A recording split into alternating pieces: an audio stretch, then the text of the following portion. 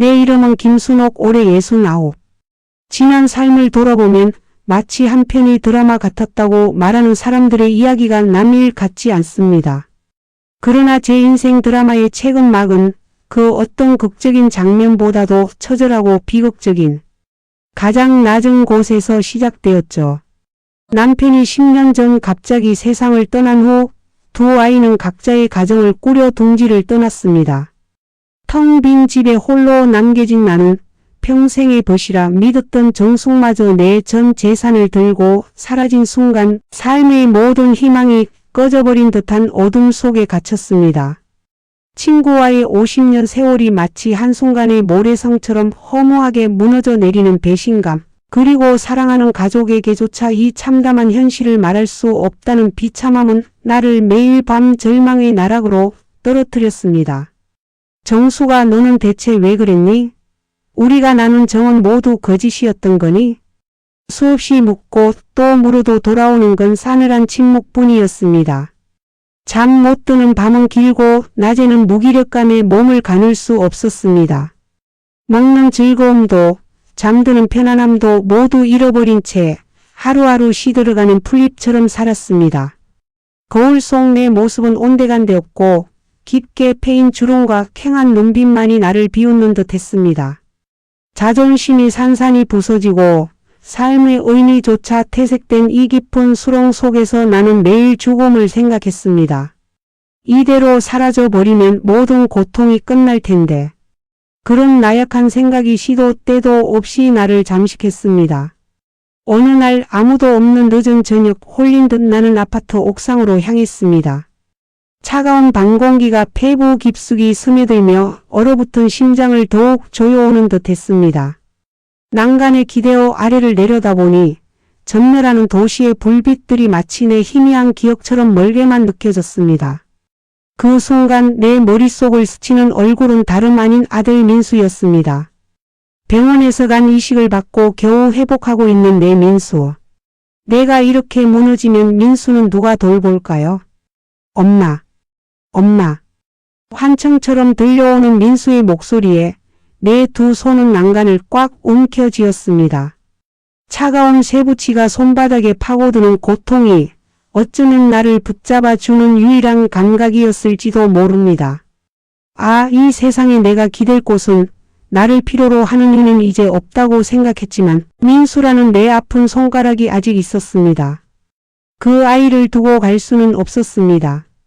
아직 어미의 보살핌이 필요한 어린아이 같은 내 아들.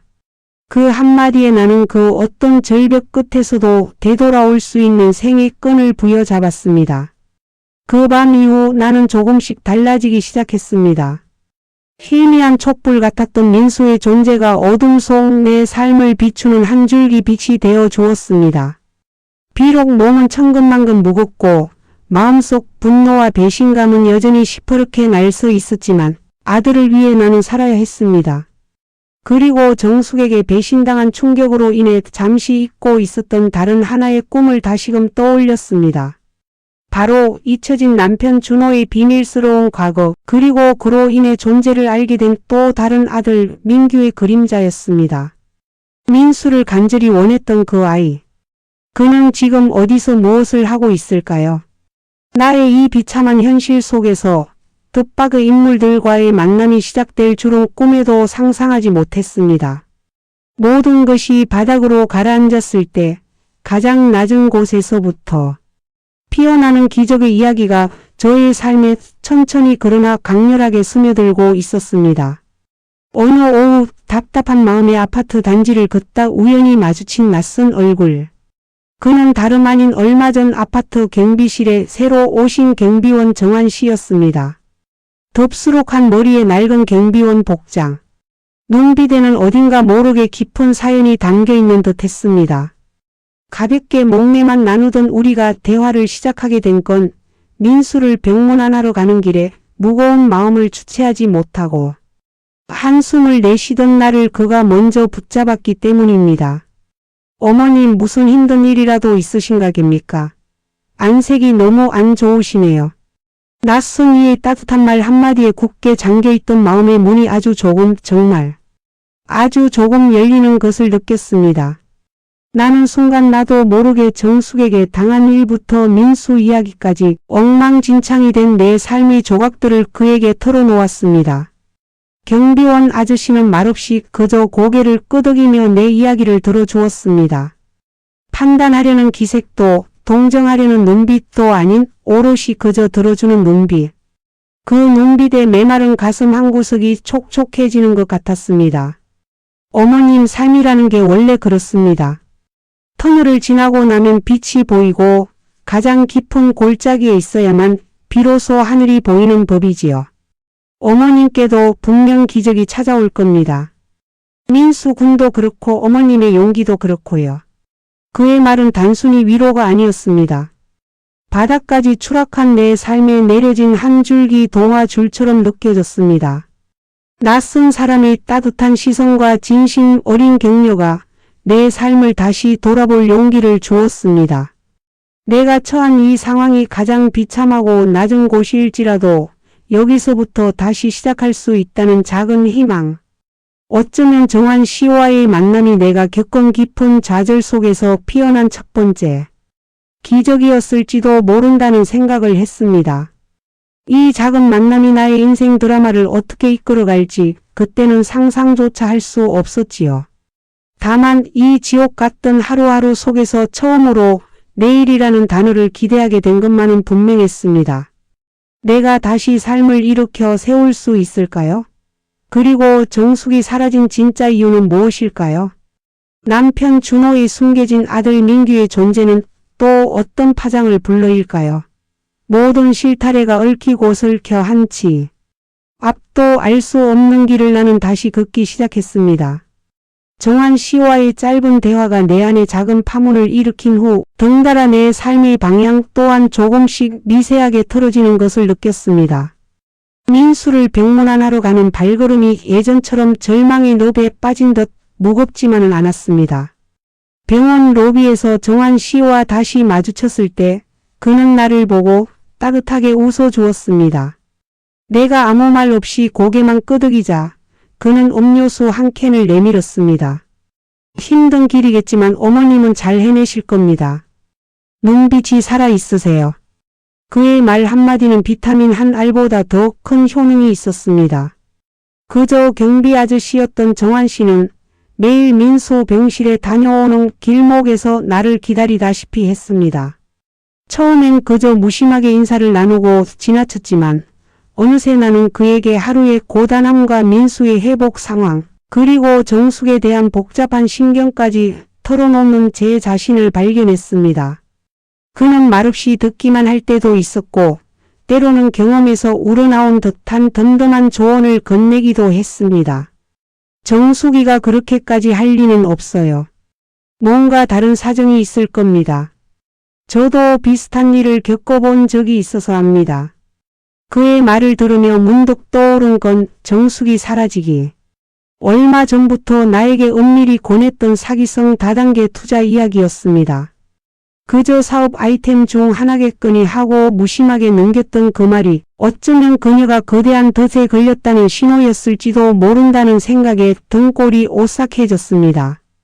단순한 배신이라고 치부하기에는 50년 세월의 정이 너무 깊었습니다. 나는 그녀가 나에게 사기를 쳤다기보다 나처럼 큰 조직의 피해자가 되었을지도 모른다는 의심을 품기 시작했습니다. 이 복잡한 감정은 나에게 배신감과 동시에 알 수 없는 연민을 불러일으켰습니다. 내가 정숙이를 미워하고 저주했던 시간들이 어쩌면 정숙이 아닌 그녀를 조종했던 어떤 그림자를 향한 것이었을까? 그 질문은 나를 괴롭게 했습니다. 한편 민수는 기적처럼 빠른 속도로 회복하고 있었습니다. 처음 만났을 때 야이고 창백했던 얼굴 대신 핏기가 돌고 희미하게 미소를 짓는 아들의 모습에서 나는 새로운 생명을 보았습니다. 민수의 손을 잡을 때마다 남편 준호의 따뜻하고 큰 손이 겹쳐지는 것은 어쩔 수 없는 그리움이었습니다. 하지만 그 그리움 한편에는 남편이 생전에 남긴 마지막 퍼즐 조각, 바로 또 다른 아들 민규의 그림자가 언제나 아른거렸습니다. 엄마 아빠가 살아계셨다면 얼마나 좋았을까. 나 닮은 아들 한 명 더 있었으면. 민수의 천진한 말은 내 가슴을 미어지게 했습니다. 민수에게 아직 알려줄 수 없는 아픔, 그것은 나 혼자 짊어져야 할 숙제였습니다. 민규를 처음 알게 된 날, 나는 남편의 유품 속에서 낡은 사진 한 장과 편지를 발견했습니다. 그 사진 속에는 준호 씨와 나란히 서 있는 어린 소년의 모습이 있었죠. 편지에는 준호 씨의 애절한 고백이 담겨 있었습니다. 30년 결혼 생활 내내 단 한 번도 의심하지 않았던 남편의 그림자 같은 사. 나는 민규의 존재가 마냥 미웠지만은 않았습니다. 오히려 그 소년의 외로움과 그를 떠나보내야 했던 준호 씨의 아픔이 사무쳐 밤잠을 설치곤 했습니다. 민규는 지금 어디에 있을까? 행복하게 잘 살고 있을까? 내 남편의 비밀, 그 오랜 세월 동안 홀로 감당했을 그의 고통을 이제는 내가 이해해야만 할 것 같았습니다. 나의 삶이 송두리째 흔들리는 순간에도 나는 남편과 민규에게서 과거의 상처가 아닌 이해와 용서라는 새로운 관계의 끈을 찾고 있었습니다. 정환 씨는 경비실에 있는 인터넷 컴퓨터로 정숙이 연루되었을지 모를 피라미드, 사기에 대한 정보를 찾아주기도 했습니다. 밤늦도록 컴퓨터 화면을 들여다보는 정환 씨의 옆모습을 보며 왠지 모를 따뜻한 감정이 스며들었습니다. 그에게는 세상의 풍파에 맞서 싸우다 상처 입은 듯한, 그러나 결코 희망을 잃지 않는 강인함이 느껴졌습니다. 내가 그를 의지하는 만큼 그 또한 나에게서 위로를 얻는 것은 아닐까 하는 생각도 들었습니다. 나는 민규를 찾아야만 했습니다. 그것이 남편에게, 그리고 민수에게 내가 할 수 있는 마지막 사랑이자 용서라는 확신이 들었습니다. 하지만 어디서부터 시작해야 할까요? 단서라고는 낡은 사진 한 장과 수십 년 전 주소뿐인데, 나는 이 모든 복잡한 감정의 실타래를 어떻게 풀어내야 할지, 또 어떤 고난이 나를 기다리고 있을지 알 수 없었습니다. 하지만 이제 더 이상 혼자가 아니었습니다. 병문안을 가는 길, 정환 씨가 건네는 따뜻한 커피 한 잔에 나는 다시금 기적이라는 단어를 떠올렸습니다. 가장 낮은 곳에서부터 피어나는 희망의 싹은 이제 막 세상 밖으로 고개를 내밀고 있었습니다. 정환 씨와의 만남이 단순히 우연이 아니었음을 깨닫는 날들이 이어졌습니다. 그는 더 이상 아파트 경비원이 아닌 내 삶의 가장 어두운 터널 속에서 길을 안내해주는 등대지기 같은 존재가 되어 주었습니다. 매일 저녁 민수를 병문안하고 돌아오는 길, 병원 앞 벤치에 나를 기다리는 그의 존재는 메마른 내 심장에 한 방울씩 생명수를 채워주는 듯했습니다. 오늘 민수는 어떤가요? 어머님은 또 식사 그러신 것 아니시죠? 걱정 어린 그의 말에 나는 굳게 닫았던 마음을 열고 민수의 작은 변화들, 그리고 여전히 미로 같은 내 인생의 고민들을 풀어놓았습니다. 정숙이 얽혔을지 모르는 다단계 사기 조직에 대해 인터넷으로 정보를 찾아주던 그는 어느 날 작은 신문 기사 스크랩을 들고 왔습니다. 수년 전 발생했던 유사한 형태의 사기 사건 보도였습니다. 그 기사 속에서 저는 믿을 수 없는 문구를 발견했습니다. 피해자 명단에 윤정숙이라는 이름이 있었습니다. 동명이인일 수도 있다는 희망과 동시에 정숙이가 정말로 피해자였다는 확신이 교차하며 가슴이 미어져 왔습니다. 미움과 분노로 점철되었던 정숙을 향한 내 감정은 순식간에 혼란과 안타까움으로 뒤섞였습니다. 50년 지기 친구가 남에게 사기를 칠 리가 없다는 내 깊은 믿음이 뒤늦게야 빛을 발하는 순간이었습니다. 어머님, 제가 말씀드렸지 않습니까? 모든 일에는 이유가 있는 법이라고요. 정숙 씨도 어쩌면 이 거대한 덫에 갇혀 벗어나지 못하고 있는 것일 수도 있습니다. 정환 씨의 말은 불확실했지만 나의 깊은 내면에 연민의 불을 지폈습니다. 정숙을 향한 미움은 이제 사라지고 그녀가 겪고 있을 고통에 대한 헤아릴 수 없는 안타까움이 그 자리를 대신했습니다. 나는 정숙이를 찾아야 했습니다. 비록 그녀가 내 전 재산을 들고 사라졌다고 할지라도 그녀의 삶이 혹여나 나락으로 떨어지고 있다면 50년 친구로서 모른 척할 수는 없었습니다. 어쩌면 그녀도 나처럼 혹은 나보다 더 깊은 절망 속에서 헤매고 있을지 모른다는 생각에 마음이 아팠습니다. 민수는 기적처럼 간 이식 수술 후 빠르게 회복 중이었습니다. 희망을 잃지 않고 굳건히 버텨준 내 아들이 자랑스러웠습니다. 병실에 앉아 민수의 손을 잡고 이야기를 나누다 보면 문동 남편 준호의 잔상이 스쳐 지나갈 때가 많았습니다. 민수는 점차 활기를 찾으면서 아빠에 대한 호기심을 표현하기 시작했습니다. 엄마, 아빠는 어떤 사람이었어? 나 어렸을 때 아빠랑 같이 찍은 사진은 없어? 민수의 질문은 나의 마음속 깊이 숨겨두었던 또 다른 아들 민규에 대한 탐색의 불씨를 지폈습니다. 민수에게 아빠에 대한 좋은 추억을 이야기해 줄 때마다 남편의 마지막 유품 속에서 발견한 낡은 편지와 사진 속의 어린 민규의 모습이 자꾸만 떠올랐습니다. 어쩌면 민규도 민수처럼 아버지의 빈자리를 그리워하며 살았을지도 모른다는 생각에 가슴 한편이 아려왔습니다. 내가 남편의 과거를 이해하고 용서할 수 있는 가장 확실한 방법은 민규를 찾고 그에게 남편 준호의 사랑을 전달하는 것이라는 생각이 들었습니다. 나는 낡은 편지에 적힌 민규의 오래된 주소를 들고 정환 씨에게 도움을 청했습니다. 정환 씨는 별말 없이 고개를 끄덕이며 옛 주소지의 주민센터에 전화해서 혹시 주소 변동이 있었는지 아니면 그곳에 살던 이웃들을 수소문해 줄 수 있는지 문의했습니다. 물론 개인정보 보호 문제로 직접적인 정보를 얻을 수는 없었지만 주변 지역의 민규의 어머니로 보이는 분이 오랫동안 살다가 수년 전 다른 곳으로 이사했다는 단서를 얻을 수 있었습니다. 아주 작은 실마리였지만 포기하지 않을 수 있는 희망이었습니다. 어머님, 느리더라도 꾸준히 찾다 보면 길이 보일 겁니다. 세상에 영원히 숨겨질 비밀은 없다고 했습니다. 정환 씨의 말은 내게 큰 위로와 용기를 주었습니다. 내가 배신감과 슬픔의 수렁에 빠져 허우적거릴 때 정환 씨는 묵묵히 내 옆에서 손을 내밀어 주었습니다. 그의 존재는 단순한 위로를 넘어 잃어버렸던 삶의 의미를 다시 찾아주는 이정표가 되어 주었습니다. 이제 나는 과거의 상처에 갇히지 않고 남편의 비밀, 친구의 배신이라는 고통스러운 경험들을 이해와 포용이라는 넓은 시선으로 바라볼 수 있게 되었습니다. 가장 낮은 곳에서 시작되었지만 그 모든 절망의 순간들이 나를 더 단단하고 넓은 사람으로 성장시키는 밑거름이 되어준 것입니다.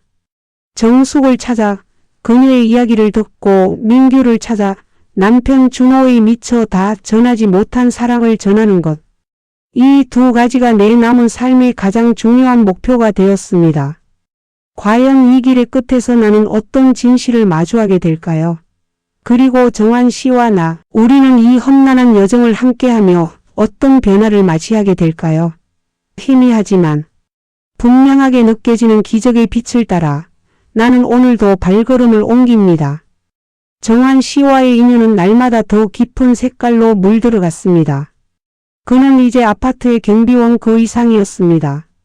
그와 나누는 대화는 더 이상 일상적인 안부 수준을 넘어 서로의 삶의 깊은 부분을 공유하는 의미 있는 시간이 되어갔습니다.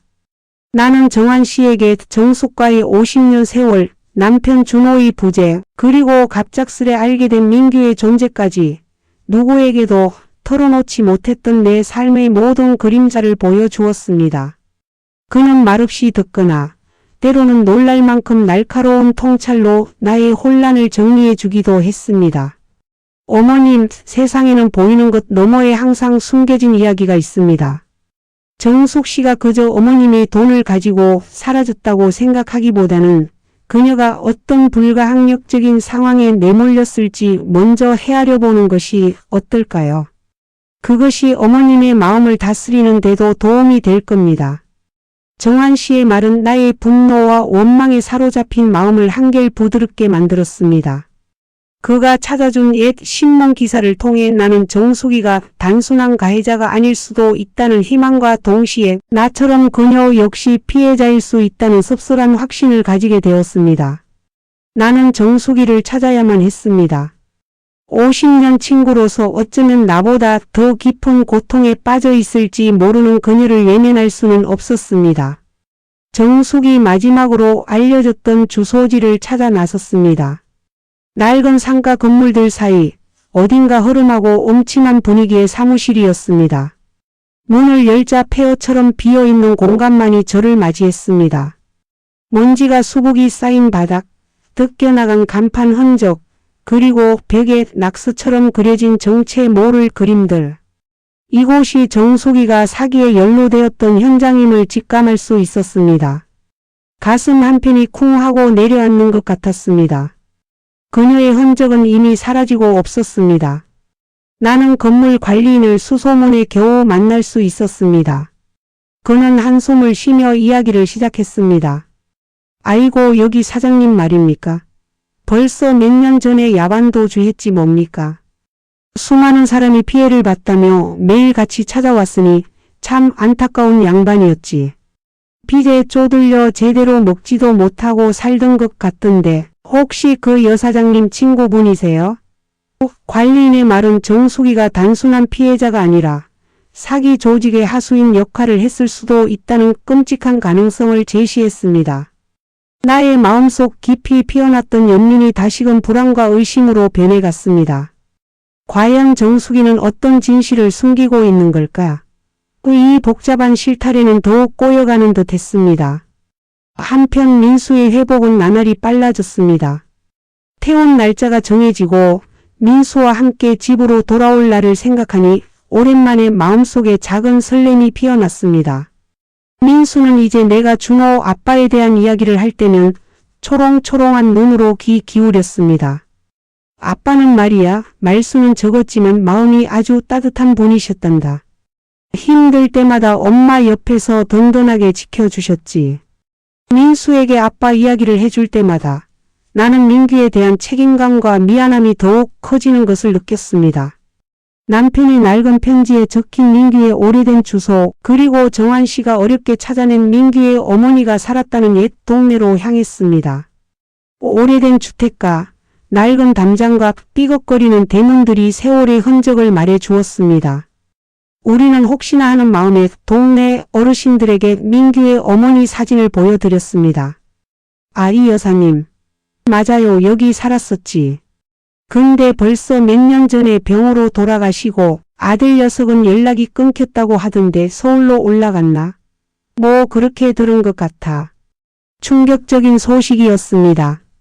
민규의 어머니가 돌아가셨다니. 그동안 혼자 얼마나 외롭고 힘들었을까. 남편 준호의 깊은 상처가 이 가족에게까지 이어졌다는 생각에 죄책감이 밀려왔습니다. 민규는 이제 이 세상에 홀로 남겨진 것이나 다름없었습니다. 나는 반드시 민규를 찾아야만 했습니다. 그의 곁에 따뜻한 가족이 되어주고 싶었습니다. 남편이 남겨진 사랑을 그에게 전하고 싶었습니다. 정환 씨는 나보다 먼저 고인이 된 민규 어머니에 대한 깊은 슬픔을 표하며 나의 손을 말없이 잡아주었습니다. 그의 따뜻한 손길에 왈칵 눈물이 쏟아졌습니다. 그가 내 옆에 있다는 사실만으로도 나는 다시금 용기를 얻을 수 있었습니다. 어머님, 저도 사실 민규 군과 비슷한 아픔을 가지고 있습니다. 그래서 어머님의 심정이 더욱 이해됩니다. 정환 씨의 고백은 나의 마음을 더욱 흔들었습니다. 그의 눈빛 속에 담겨있던 깊은 사연이 단순한 동정이 아닌 같은 아픔을 겪은 이의 공감임을 알게 된 순간 나는 그에게 묘한 감정을 느꼈습니다. 우리는 이제 민규의 어머니가 사망했다는 소식, 그리고 민규가 서울로 떠났을지 모른다는 막연한 단서만을 가지고 있었습니다. 이 거대한 도시 서울에서 이름만으로 한 사람을 찾는다는 것은 불가능에 가까운 일이었습니다. 하지만 포기할 수 없었습니다. 민수에게 아버지의 사랑을, 그리고 민규에게 아버지의 유산을 전해주기 위해, 그리고 정숙과의 관계를 풀기 위해, 이 모든 복잡한 갈등과 오해 속에서 나는 진정한 사랑과 용서, 그리고 포용의 의미를 찾아가는 길고 긴 여정을 걷고 있었습니다. 민규의 어머니가 돌아가셨다는 소식은 나의 발걸음을 더욱 재촉하게 만들었습니다. 서울이라는 거대한 도시에서 하나의 이름을 찾아 헤매는 것은 막막했지만 정환 씨는 포기하지 않고 함께 움직여 주었습니다. 그의 끈기와 기지는 내가 미처 생각지 못한 방법들을 제시했습니다. 어머님 민규 씨가 만약 어머님의 남편분, 즉 친부와 닮은 곳이 있다면 그 단서로 혹시 그가 일했던 장소를 찾아보는 건 어떨까요? 아니면 준호 씨의 일기나 기록에 민규와 관련된 아주 사소한 내용이라도 없었을까요? 정환 씨의 말에 나는 남편의 유품 상자를 다시 뒤적였습니다. 낡은 일기장과 스크랩북. 그리고 그 안에서 나는 충격적인 사실을 발견했습니다. 남편은 민규가 자신과 같은 특이한 취미를 가지고 있다는 것을 어렴풋이 기록해 두었던 것입니다. 바로 오래된 시계 술이었습니다. 민규의 어머니가 준호 씨에게 몰래 보내주었던 민규의 그림. 편지 속에서 어린 민규가 망가진 탁상시계를 고치는 자신의 모습을 그려 보낸 것을 발견한 준호 씨는 놀라움과 죄책감에 몸서리쳤습니다. 그리고 민규의 어머니가 돌아가시기 몇 해 전 민규가 종로의 한 낡은 시계점에서 견습공으로 일한다는 소식을 우연히 전해 들었다는 메모가 있었습니다. 희미한 희망을 품고 나는 정환 씨와 함께 종로의 오래된 시계 골목을 헤매기 시작했습니다. 수십 개의 낡고 작은 시계 수리점들. 며칠을 발품 팔아 돌아다닌 끝에 마침내 우리는 민규가 일했을 법한 아버지가 기록했던 것과 흡사한 이름의 시계점을 찾아냈습니다. 조심스럽게 문을 열고 들어서자 기름때 묻은 작업복을 입고 작은 시계를 들여다보고 있는 청년이 보였습니다. 그의 옆모습은 남편 준호 씨를 놀랍도록 닮아 있었습니다. 숨이 턱 막혀 아무 말도 할 수 없었습니다. 정환 씨가 대신 말을 건넸습니다. 혹시 윤민규 씨 되십니까? 청년은 고개를 들어 우리를 바라보았습니다. 그의 눈빛은 낯선 경계심과 어딘가 모를 쓸쓸함으로 가득했습니다. 나는 조심스럽게 준호 씨의 사진과 낡은 편지를 내밀었습니다. 그는 사진을 한참 동안 응시하더니 떨리는 손으로 편지를 받아 읽기 시작했습니다. 편지 속에는 자신의 존재를 부정할 수밖에 없었던 아버지. 준호 씨의 고통과 그럼에도 불구하고 한없는 사랑으로 자신을 바라보았던 그의 마음이 담겨 있었습니다. 민규의 눈가에 이슬이 맺히는 것을 보고 나는 더 이상 말을 잇지 못했습니다. 나의 존재, 준호 씨의 아내이자 그의 생모인 나의 등장이 민규에게 어떤 의미일지는 알 수 없었지만 이 모든 진실을 그가 마주할 용기를 가지길 바랄 뿐이었습니다. 결국 민규는 나를 받아주었습니다. 처음에는 혼란스러워하고 냉담했지만 병상에 누워있던 민수와의 만남이 그의 마음을 열게 했습니다. 피를 나눈 형제의 모습, 그리고 나의 진심 어린 노력에 그는 새로운 가족의 울타리로 들어왔습니다. 민수와 민규는 처음에는 서먹했지만 준호 씨의 시계 수리 도구를 함께 만지고 그의 오래된 일기장을 함께 읽어가며 점차 친형제처럼 가까워졌습니다. 이제 우리 집 식탁에는 3개의 의자가 더 늘었습니다. 민수, 민규, 그리고 정환 씨의 자리까지. 정숙이의 행방은 여전히 묘연했지만 정환 씨의 지속적인 추적으로 그녀가 사기 조직의 핵심 인물에게 크게 당한 후 숨어 지내고 있다는 단서를 잡았습니다. 그녀는 빚 독촉에 시달리며 깊은 시골 마을에서 홀로 온둔 생활을 하고 있었고 나에게 가져간 돈은 조직의 협박으로 뜯긴 것이었습니다. 나는 망설이지 않고 정숙이가 숨어 지내던 시골 마을로 향했습니다. 낡고 허름한 시골집. 문을 열고 들어서자 50년 친구의 초췌한 모습이 나를 맞이했습니다. 수척해진 얼굴, 텅 빈 눈동자. 나는 그녀의 이름을 부르며 따뜻하게 안아주었습니다. 정수가 괜찮아. 다 괜찮아질 거야. 힘들었지? 나한테 연락이라도 하지 그랬어. 그녀는 내 품에서 한없이 울었습니다.